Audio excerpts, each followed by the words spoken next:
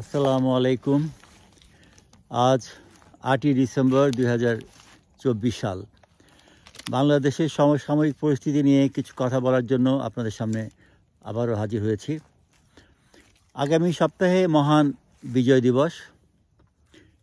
দিবস নিয়ে আমি আগামী সপ্তাহে আরও কিছু কথা বলবো।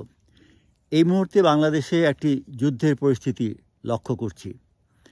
সাবেক সেনা কর্মকর্তারা যুদ্ধের পক্ষে রাস্তায় নেমেছেন, বলছেন 4 দিনের মধ্যেই তারা কলকাতা দখল করতে সক্ষম।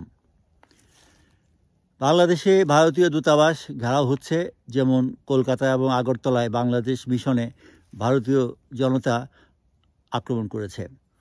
বর্তমানে অন্তর্বর্তীকালীন সরকারের প্রধান উপদেষ্টা ডক্টর মোহাম্মদ ইউনূস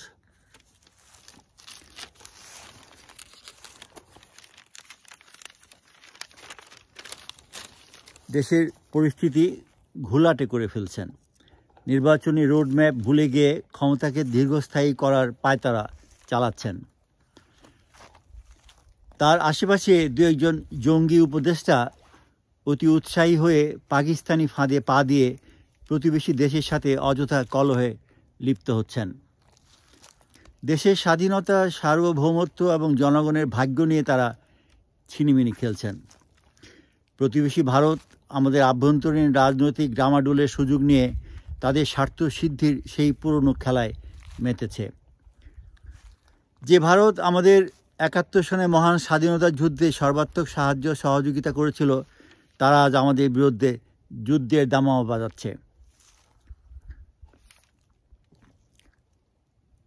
যে পাকিস্তান আমাদের 30 লক্ষ মানুষকে পৈশাচিকভাবে নির্বিচারে গুলি করে হত্যা করেছিল, 2 লক্ষ মা বোনের সম্ভ্রম কেড়ে নিয়েছিল, গ্রামের পর গ্রাম জ্বালিয়ে দিয়েছিল, তাদের পক্ষে আজ গণভবনে মাস্টার মাইন্ড হয়ে কেউ কেউ কাজ করছে, মূলত জাতিকে এক অস্তিত্ব সংকটে ঠেলে দিচ্ছে।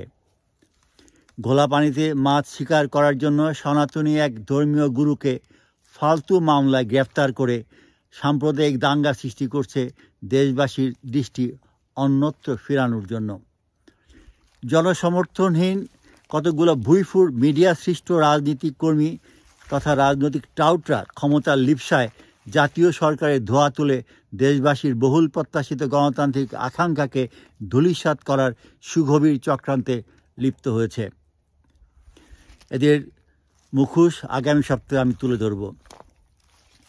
আমি সেই সাথে আশা করব ভারতের সাথে যুদ্ধ করার চরম ধৃষ্টতা পরিহার করে মহান বিজয় দিবসে কিভাবে আমরা একটা সুষ্ঠু, অবাধ, অংশগ্রহণমূলক, গ্রহণযোগ্য নির্বাচন করে গরিব দুঃখী মানুষের মুখে হাসি ফোটানোর জন্য একটি নির্বাচনী রোডম্যাপ ঘোষণা করতে পারি, সে ব্যাপারেই অন্তর্বর্তীকালীন সরকারকে সক্রিয় হওয়ার জন্য, সচেষ্ট হওয়ার জন্য আহ্বান জানাচ্ছি। আগস্ট বিপ্লবের মহান ছাত্র জনতার কাছে আমার আকুল আবেদন,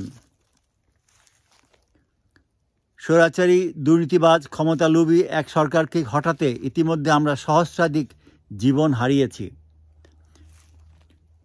এরপরও যদি আরও মূল্য দিতে হয়, তাহলে এই কথাই কি প্রমাণিত হয় না যে একজন স্বৈরাচার একটি জাতির অস্তিত্ব সংকটে ফেলে দিতে সক্ষম, এবং এটা কি আমাদের ব্যর্থতা নয়? 9 মাসের জীবনপণ যুদ্ধের পর বিজয় দিবসে আমরা স্বাভাবিক জাতিতে পরিণত হয়েছিলাম 1971-এ।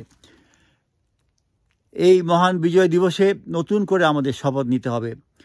ইউক্রেন রাশিয়ার যুদ্ধ, ইসরায়েল প্যালেস্টাইন যুদ্ধ, সিরিয়ার গৃহযুদ্ধ, সেই দেশগুলোর লক্ষ লক্ষ মানুষের জীবন অতিষ্ঠ করে তুলেছে, জীবনহানি ঘটেছে, সম্পদ ধ্বংস হয়েছে। তার থেকে কি আমরা শিক্ষা নিতে পারি না?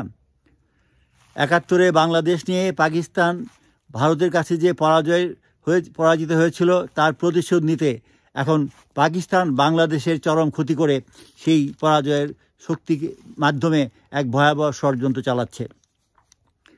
আমরা চাই আগামী বিজয় দিবসে নতুন করে শপথ নিয়ে একটি সুখী, সমৃদ্ধ, শান্তিপূর্ণ বাংলাদেশ গড়তে আমাদের একমাত্র লক্ষ্য এবং স্বপ্ন। আল্লাহ আমাদের সহায় হন। আমিন। বাংলাদেশ চিরস্থায়ী হোক। আসসালামু আলাইকুম।